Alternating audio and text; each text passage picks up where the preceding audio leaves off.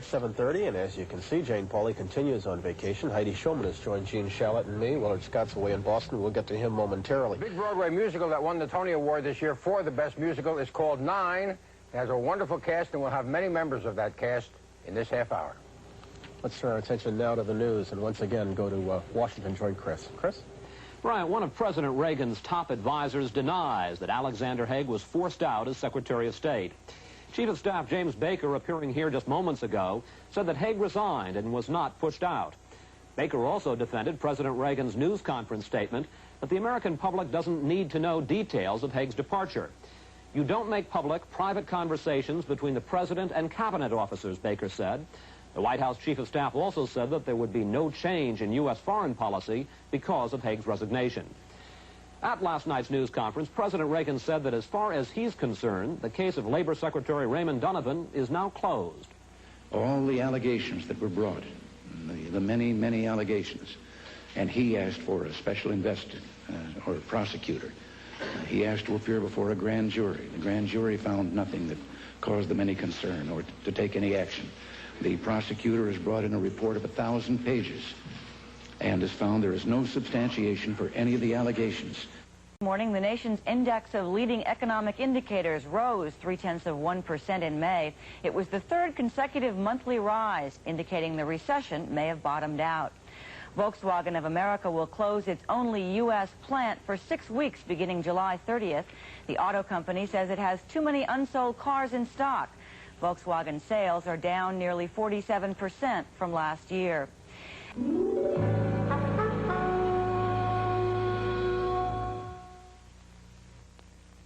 Mr. Columbus, traveling far? To the New World. Loaded with gold, huh? Too risky. We carry Bank America traveler's checks. World money. Bank America traveler's checks? Bank America. In leading world currencies, accepted in over 160 countries. And if they're lost? Lost? Never say lost. Besides, they're refundable in 40,000 places around the world. It is round, you know. Bank America traveler's checks. Okay, we've still got another hour ahead of us. We're going to be checking in with Willard Scott from Boston once again. Coming up at 8 o'clock, we'll have the latest news. We're going to take a look at the state of America's national park system, a system that Secretary of the Interior James Watt has called disgraceful. And we'll look at 25 years of U.S. involvement in space with astronaut John Glenn, now turned senator. All after a station break.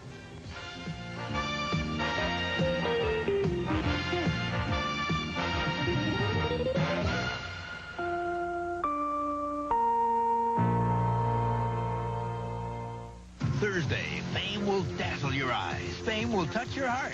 Then, on a special hour of Different Strokes, Tootie visits the Drummond family. Right on. Then, Perillo and Davenport team up to catch a killer. You got me, but you ain't gonna keep me. On Hill Street Blues, right after Fame and Different Strokes, Thursday.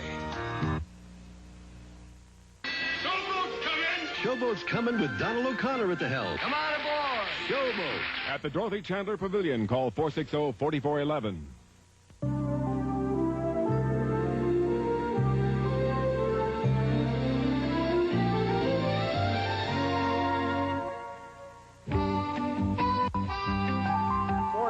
This is today, this Thursday, the first day of July, up in Boston. They are starting Boston's Harbor Fest. And our friend up there, Willard Scott, is somewhere along the path blazed by John Winthrop when he led 800 colonists up into that area to first settle Boston. You didn't know that. We'll start the second hour of today, some days. I'm Bryant Gumbel. As Israeli pressure continues on Beirut, so do the peace efforts on several fronts. That's our top story on this morning. We'll get details in just a bit. Spielberg's movie Poltergeist is a big hit right now. One of the reasons it's a big hit is because there's a very little woman in there named Zelda Rubinstein who is very funny and darn near steals the picture. Jim Brown, a great man on the West Coast, is going to talk about Zelda Rubinstein in this hour. Let us begin with the news at 8 o'clock and go to Washington. Turn to Chris Wallace. Chris? Brian, Israel had a message for the Palestinians in West Beirut this morning. It came in the form of a mock air attack at midnight. Low-flying Israeli jets caused sonic booms to thunder across the city, while flares and smoke canisters created panic among residents. It seemed meant as an indication that Israel intends to press hard for removal of the Palestinians from West Beirut soon. And Israel also gave that message to U.S. envoy Philip Habib. Bob Kerr has a late report now from Israel. In his meeting with Habib's aide, Israel's foreign minister reiterated that there's no other solution but complete PLO withdrawal from Beirut and Lebanon. A senior Israeli official quoted Foreign Minister Shamir as saying, Israel is very rapidly reaching the limits of its patience, that the time element is crucial, and that Israel will not be drawn into protracted negotiations lasting weeks or months. State Department official Morris Draper told Israeli officials that special U.S. negotiator Philip Habib still believes a political solution can be achieved. The Israelis replied that the PLO must stop stalling and leave immediately. The senior official said, we have to break the vicious circle, and now is the opportunity. Bob Kerr, NBC News in Tel Aviv. Meanwhile, Israeli ground forces remain poised. Jack Reynolds has that report. Troops in armor ring Beirut. If the ceasefire does not hold, the Israelis, from positions like this one, will try to cut across the Palestinian neighborhoods of West Beirut. The other flank is between the airport and the sea.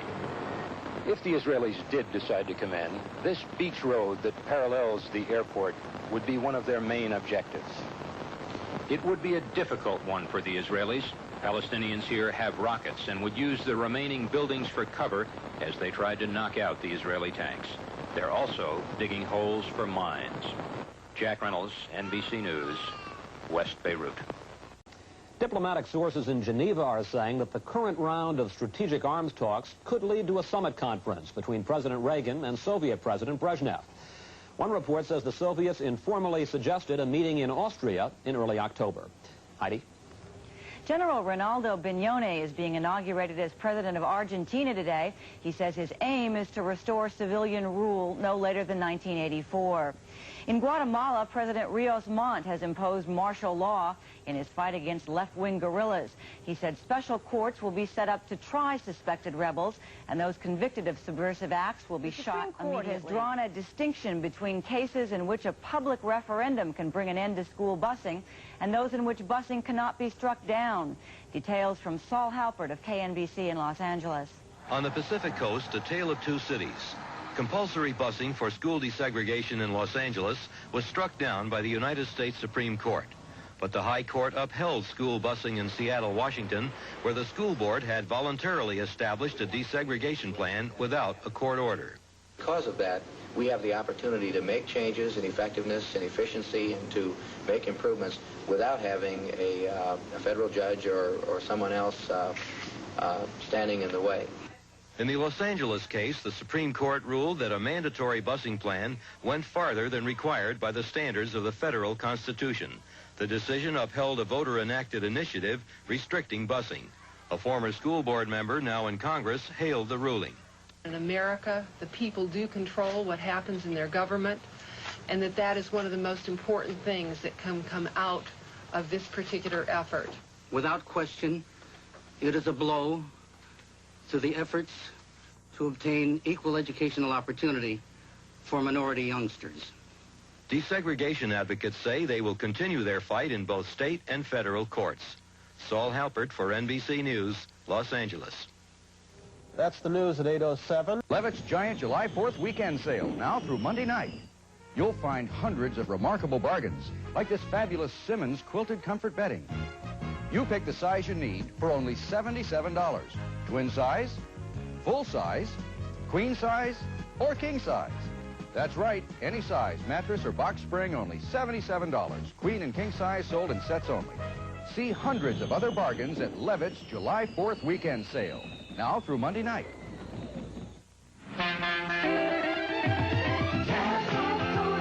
Beautiful drink. Tap, tap, cola. For beautiful people. Tap, tap, cola. You're beautiful to me. Real cola tastes just 1 calorie. Tap, tap, cola. What a beautiful drink. Tap, tap, cola. For beautiful people. Tap, tap, cola. You're beautiful to me. Great taste, 1 calorie. Tap.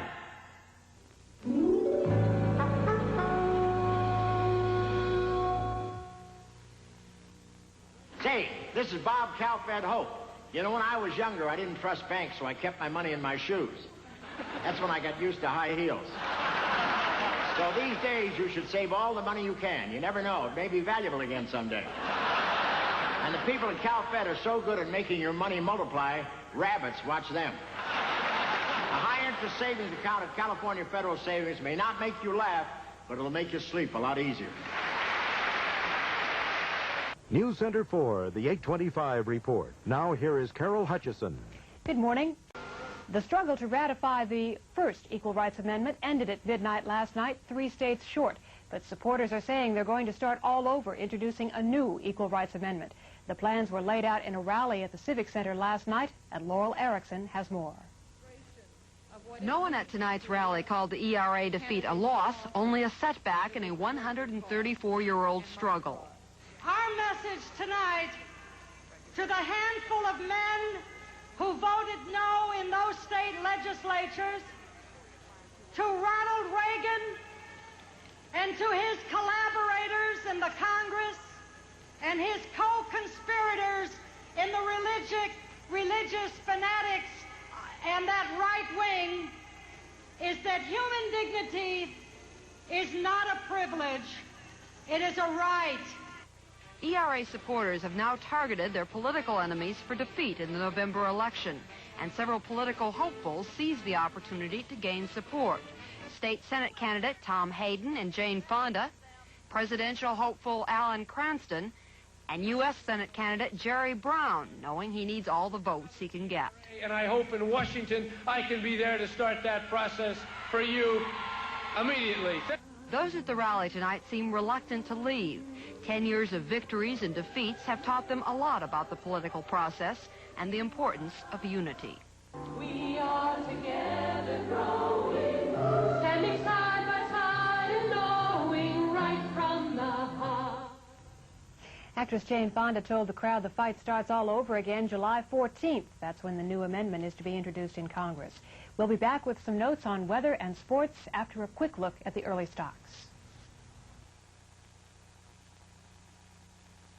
In sports last night, the Angels lost a tough one in Texas to the Rangers 5-3. Here in Los Angeles, the Dodgers split their doubleheader with the Padres. The Dodgers won the first 5-1. Dusty Baker hit a grand slam home run, but the Padres came back in the second game 6-4. In our weather forecast, we can expect sunny skies this afternoon, good air quality, a high of 78. I'm Carol Hutchison. Have a real good Thursday. Stephanie Edwards here at a Lucky Supermarket. We've been talking to shoppers selected at random, and we've asked them to price and compare Lucky with a supermarket of their choice. First, they purchased their own list of items at Lucky. Then they priced the same or comparable items at the other store. And here's what they found. I saved $3.64 by shopping at Lucky. For a lower holiday food bill, you owe it to yourself to compare. Lucky, the discount supermarket.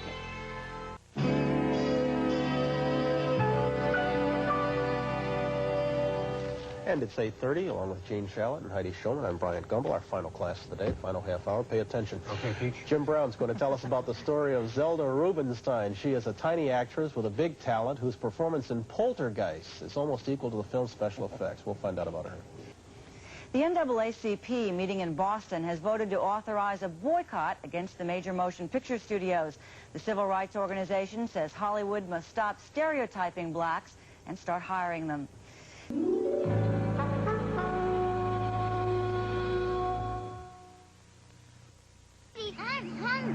Can't wait till they walk through that door and smell this roast beef cooking. Ah, looks perfect. Moist, tender. Wait till they see Grandpa carving those thick, juicy slices, just the way they like them.